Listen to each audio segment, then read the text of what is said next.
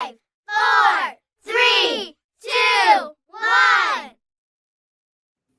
Hello, everybody, and nice to meet you again. My name is Ami Moded from Little One Care, and welcome to Eat, Sleep, Cry, Repeat. Together with me, Deanna, and Deanna is going to talk about the very first days with the baby at home after 9 months of pregnancy. How are you, Deanna, this morning? I'm very well, Ami. Good to see you. Good to see you too.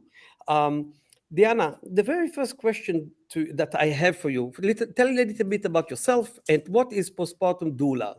Share with us what is that occupation. Okay. I'm a postpartum doula and a newborn care specialist. Most people, some people confuse postpartum doula with birth doula. So a birth doula is there for the birth, preparing for the birth. She's there with mom at the birth, and then afterwards, maybe one follow-up appointment. A postpartum doula is there mainly from when mom comes home from the hospital and then brings the baby home and that transition back to home. So I come in usually that first day that the baby is home and take the parents right through the first few weeks, sometimes the first few months. So a doula cares for the whole family unit. So we come in and take care, make sure mom, and of course, is taken care of, but also dad, make sure he's eating, make sure everyone's hydrating.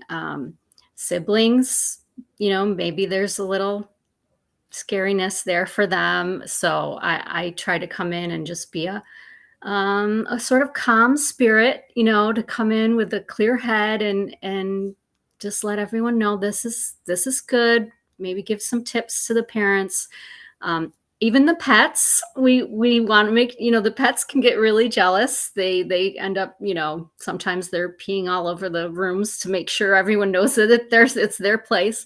So, it's a really tumultuous time. And that's where I come in and just keep everyone. How long time you are working in this area? I'm sorry, how long? Yeah. Yeah, I've been doing this about 5 years. And over that time, I've increased, more and more. So I started out with just a few clients, and then I've gradually, increased. So what I see in the house is, I can see the sources of anxiety. Basically, they're very evident to me. Whether it's like too many visitors, that really sets people off, or like I said, the siblings, the pets, just all that. And of course, that beautiful baby's a little source of anxiety as well. So, understanding what they need and keeping the baby happy is a big part of everyone's well-being. And then as a newborn care specialist, that role overlaps with the postpartum doula. So that's more, I have specialty training in newborn care, evidence-based. I'm always up on the research and the studies because it changes so much. So I, help the parents just learn all those things that they're trying to work through in the first few weeks, in the first few months, really. And they have a lot of challenges. A lot of parents, they take all the classes. They take the birth prep classes, the breastfeeding class, the newborn care class. And those are all 100% a good idea, but it's just the reality of when you have that baby and it's your baby, not watching it on, on a YouTube video or something. It's just completely different. There's this idle emotion and hormones, and it just comes crushing down on these families, and I see it all the time. So it's a very tender time, and I get to come into their home at this really tender time, and that's a real privilege for me. It's a very heart-centered purpose that I have, so I have a real passion for that. Well, actually, you made me think about two questions. One, You mentioned the preparation during the nice 9 month in the pregnancy, and the day you launch at home and you start the real life with your baby. I believe the parents face big gaps between what they think is going to happen and what really happens. So the very first question is, from your experience, what would be the most challenging, unexpected, surprising thing that might happen to parents when they uh, show up with the baby first time? And the other question is, and you know what, I'll keep it related. What was the most funny thing that had happened to you with the parents babies in the first period of time at home? Okay. Um, yeah. So expectations versus reality. That's a big. Gosh, that's the umbrella I work under. Because as I said, you're taking a class, you're seeing a video of somebody changing a diaper, looks harmless enough, but then you get to the reality, and it's overwhelming because this is tiny person, and I remember even myself. This I hear this a lot from my clients, but I have the same story. Is that they've just given birth. They're in the delivery room. Everything's all done. All of a sudden, all the clinicians exit the room. There's no nurses, doctors. Everyone's gone, and it's just mom, dad, and baby. And as I said, this happened to us 30 years ago. We just kind of looked at each other like, okay, what do we do now? Like, they're going to let us just walk out of here with this baby? Like, no, like, don't we have to take a test or something? Like, it's crazy. This human being we have to keep alive, and it's just us. It's a little bit scary. So that's one of the things I do, all the questions that come up, even though they've taken the classes. Is the baby getting enough milk? Why is he crying? I just fed him. Why was he still crying? Did I cause this diaper rash? Am I swaddling him properly? Is it safe to put him in the swing? Can I use a pacifier? Will that screw things up? Just like there's a million questions all at once. And parents keep telling, they tell me often, I never thought it would be this complicated. They're texting me like 4 times a day when I'm not there, like with this question, that question, like, how can this be so hard? How can it be so complicated? So, and part of my education too is teaching the parents to trust their own instincts. They really they are wired that after the baby's born, the bonding, the skin to skin contact with mom and with dad actually rewires our brains. We Well, are it's wired. important. It's important. Say this sentence again. So after the baby's born, when there's skin to skin contact bonding, and I mean like dad, no shirt, just baby with a diaper bonding, in the first 24 hours, super important. For the dad, it only takes 1 hour of bonding to rewire his brain. He makes new connections in his brain that make him a better parent, that make him more attuned to what the baby needs. And even more so for the mom. So the mom, it takes 3 hours of skin to skin contact for the baby's brain and the mom's brain to become symbiotic. So the mom's milk is going to produce exactly the right amounts of nutrients, balance of nutrients in the breast milk, and the mom's going to be wired to be super high alert for the baby's well-being. And it's partially can be tough because it means that mom is like always, on, like the baby's right there sleeping, and mom is like watching, like she can't fall asleep. So it can be a little too much, but it's nature's way of instilling that instinct into mom and dad so they can trust that. And that's one of the things I try and teach them. You got this. You got it. Well, it's very important because what you just mentioned, I have to share with you 2 stories. When my daughter was born, we drove home. I remember myself driving so slowly. It was like I didn't want anything to happen. It's like I didn't realize, I didn't know what I'm doing, because I could cause an accident because I drove so slowly. I cannot forget that. Yes, I remember that same feeling. The drive home from the hospital. We were just going so slow. It was a whole different Yes. experience. I won't tell you what had happened with my other kids later on, but you drive. Let's say you drive a little bit faster. Um, let's jump into the next thing. What was the most funny thing that had happened to you with parents, even absurd things, or that you couldn't stop laughing? Did you have such a situations? Well, yeah, I mean, this happens this happens a lot. So so it comes top of mind is when and someday I'm going to have presence in mind to record it because it's so funny. Dad changing the first diaper. Um, you know, I encourage that because mom's usually, recovering, and if she's breastfeeding, that's a lot of work. So I always encourage dad to be the one to change the diapers. So inevitably, dad's first of all, it's like he's diffusing a bomb. Okay. Like, tiny movements, taking the diaper off, like he's not gonna, burst. But then he gets the diaper off, and of course the baby like explosive poops across the room. So I guess sort of was a ticking time bomb. But and so the funniest thing is the dad's reaction. It's just hilarious every time. They're all different. But the funniest one was when the dad literally jumped so far that he fell over. He just fell on the floor. And then the mom is like, "Oh my God, what happened?"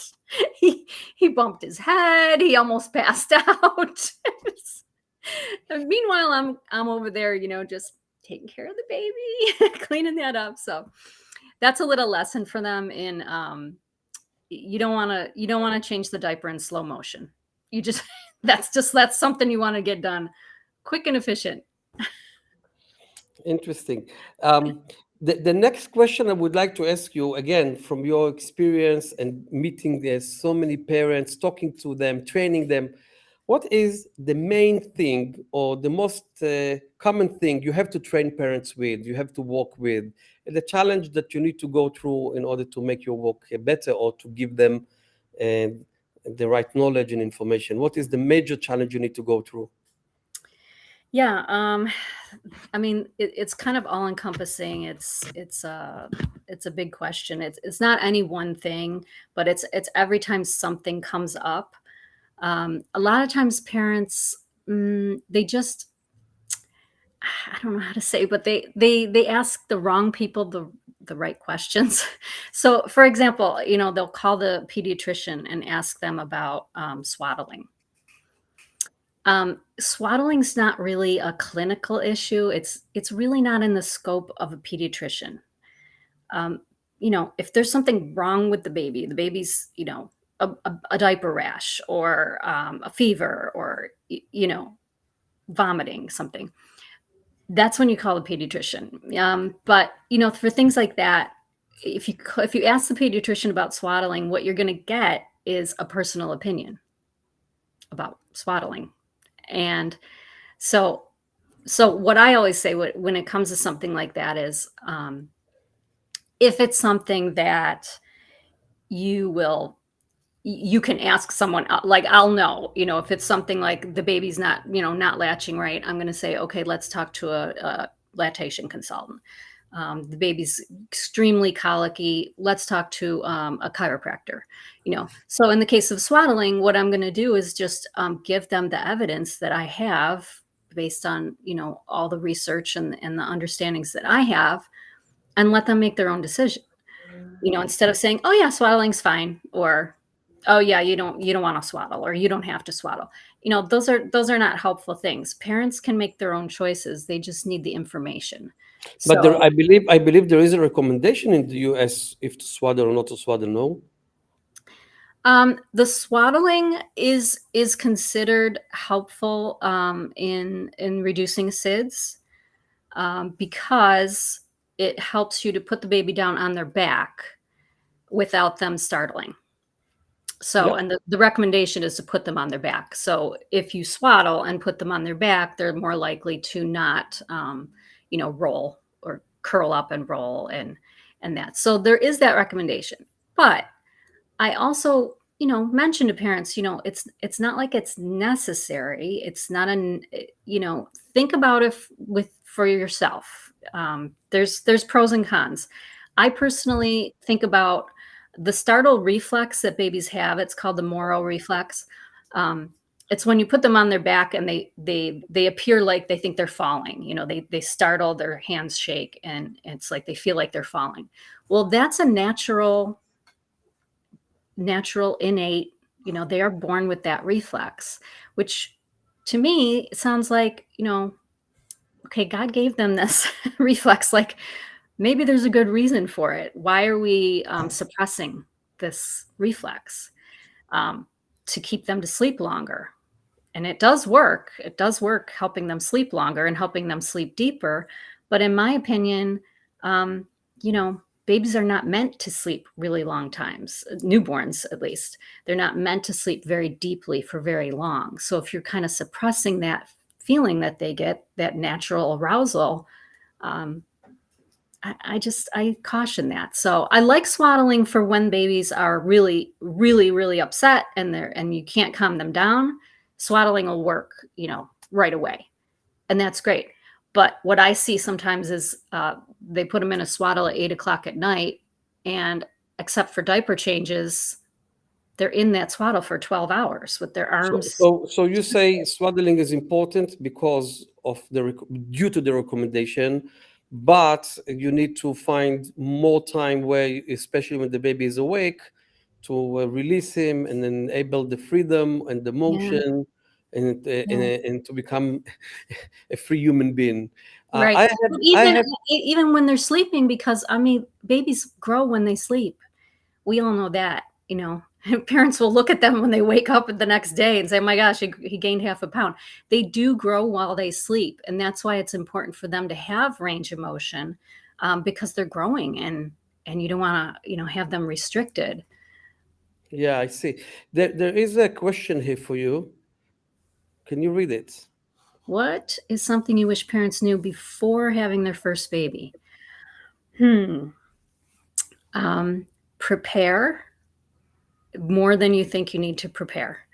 I Yeah, always, don't frighten the people. yeah. It's not. Many people didn't prepare, and their kids doing well. What do you mean It doesn't by it prepare? doesn't hurt to over prepare. How's that? On the other hand, sometimes over preparations are avoiding you to from doing stuff. No. Yeah, well, when I say prepare, for example, I just went to a baby shower for my friend's daughter having a baby, and first thing she said to me was, "What do I need to know?" you know. So what I said to her was, "What you need to do is call me up, and we're going to have a postpartum planning session, because I'm just going to give her a few of these things that she wants to know beforehand." I mean, there's a lot. I can't really just say there's one thing, but the two most important things I tell moms before you give birth: have a lactation consultant that you've met and that you like if you're going to breastfeed. Have them on call so that you can call them right from the hospital if you need to. And number two, get a pelvic floor therapist. This is kind of a new thing I have just started hearing about. It's a physical therapist, but their specialty is in pelvic floor, and they can help mom actually before the birth. They have an ultrasound, and they do like an assessment of how you're going to push, and they can literally tell you like if you're going to be pushing correctly, or they can correct it before you even go into labor. So, and then afterwards, of course, there's therapy that can be done for the pelvic floor. So that's like a new thing, and I always tell parents, just go, and it's so worth it. Even if it's not covered by insurance, do it. Diana, I would like to use your experience as like any other live talk. I would like to ask you quick questions to the end. What would you say in one sentence to the father? One sentence. What would you tell him in one sentence? Bring the mom food and water. What would you say to the siblings? they're going to receive a new gift at home, take the attention. What would you tell them, to the siblings? Mommy and daddy love you and the new baby. It's too complicated. There's And one the new sentence. baby. I want them to love me. I don't want them to love the new baby. What would you tell them? I tell them the baby loves you. Oh, good.